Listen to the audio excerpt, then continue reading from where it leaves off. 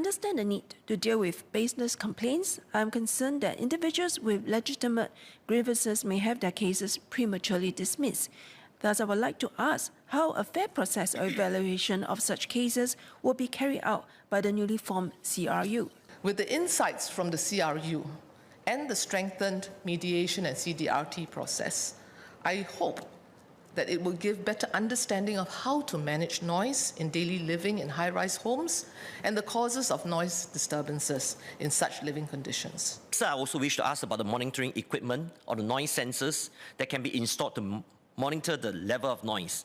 If I hear correctly, SMS Simen has said that the equipment will not record every conversation made by the residents in the household. So let me urge the government, it's important to assure residents that the privacy of residents is protected. And if there's no such assurance that privacy will be protected, residents are unlikely to allow the noise sensors to be installed. While these are necessary to bring relief to some long-suffering residents, it's a reflection and commitment of our community. We might intensify our public education programs and outreach to remind all residents to be more considerate towards their neighbours as we live in a high-density environment. The bill proposes regulatory powers for the CRU to handle issues like noise and hoarding. This is promising, and we should consider expanding CRU's scope to address other prevalent issues in our communities.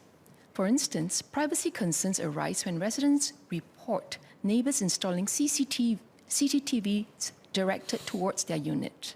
For cases where the underlying issue could be mental health related, access to mental health support at the mediation stage may lead to a more expedient and effective resolution. Hence, I would like to ask if the mediator can be empowered to make recommendations or referrals to mental health resources if parties agree to explore mental health support at the mediation stage.